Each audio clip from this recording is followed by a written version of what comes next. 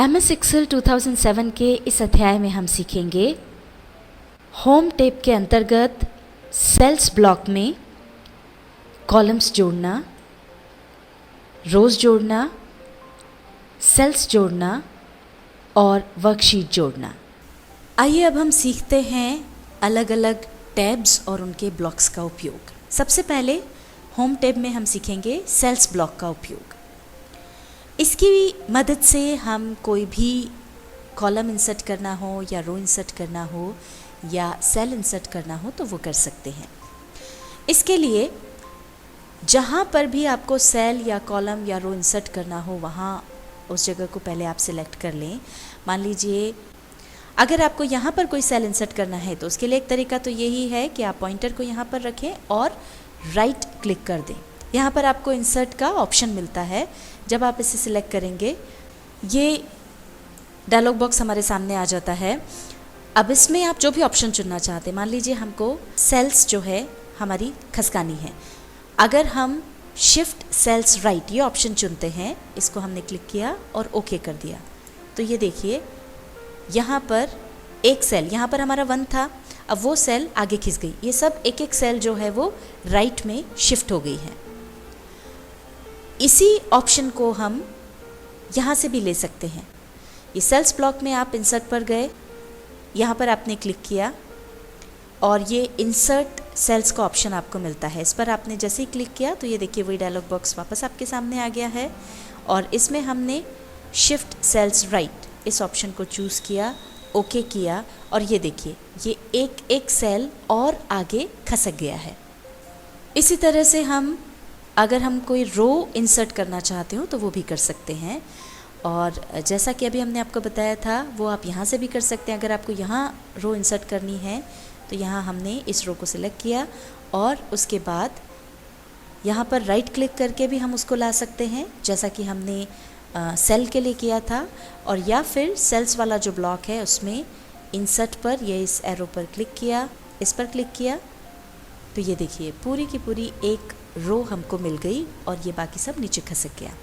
इसी तरह से अगर आपको कॉलम इंसर्ट करना है तो जहाँ पर भी कॉलम, मान लीजिए हम यहाँ पर F के बाद एक कॉलम चाहते हैं तो हमने यहाँ पर इसको क्लिक किया और उसके बाद आप चाहें तो यहीं पर पॉइंटर रख करके राइट क्लिक करके इस तरह से यहाँ से इंसर्ट कर सकते हैं या फिर सेल्स वाले ब्लॉक में इंसर्ट पर जाएं और ये आपको ऑप्शन मिलता है इंसर्ट शीट कॉलम्स, इस पर क्लिक कर दें।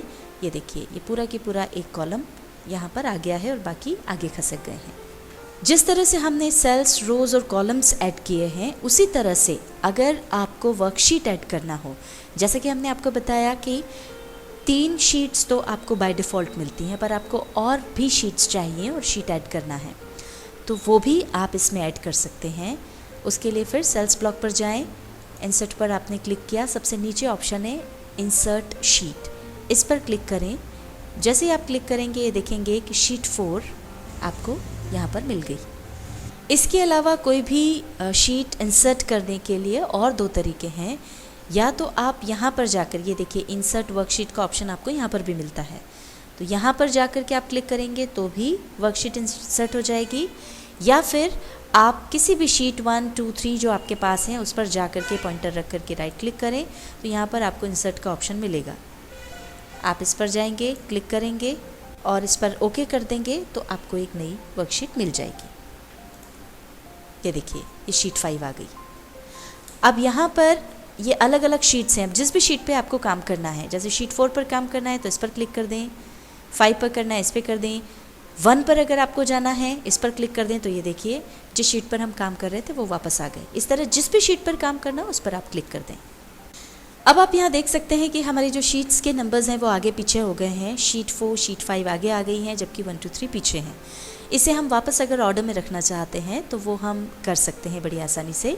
उसके लिए जिस भी शीट को आपको आगे या पीछे करना है उस पर जाकर क्लिक करें और उसे ड्रैग करके ये ले जाएं। ये हमको 3 के बाद चाहिए तो ये देखिए आप देख सकते हैं कि एक एरो का निशान आपको शीट 3 के ऊपर ब्लैक एरो दिख रहा है डाउनवर्ड।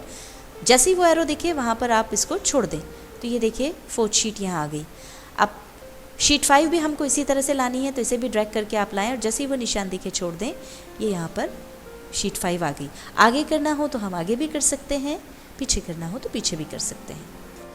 और अगर हमारे पास काफ़ी सारी शीट्स हों, जैसे कि यहाँ पर आप देख सकते हैं हमारे पास आपको शीट 6 तक तो ठीक से दिखाई दे रहा है, आगे की शीट्स जो हैं कितनी हैं वो आपको पता नहीं चल पा रही हैं।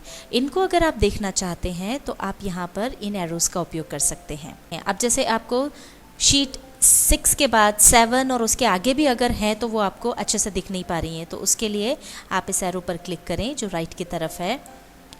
ये देखिए शीट 7 आपको नज़र आ रही है, शीट 8 आपको नज़र आ गई, इतनी शीट्स यहाँ पर हैं। अब यहाँ से देखिए शीट 3 के आगे की जो शीट्स हैं वो यहाँ पर छुप गई हैं, उसके लिए आप लेफ़्ट वाले एरो पर जाएंगे तो वो शीट्स आपको नज़र आ जाएंगी इस तरह से। तो इन एरोज़ के उपयोग से आप अगर यहाँ काफ़ी सारी शीट्स हैं तो उनको देख सकते हैं।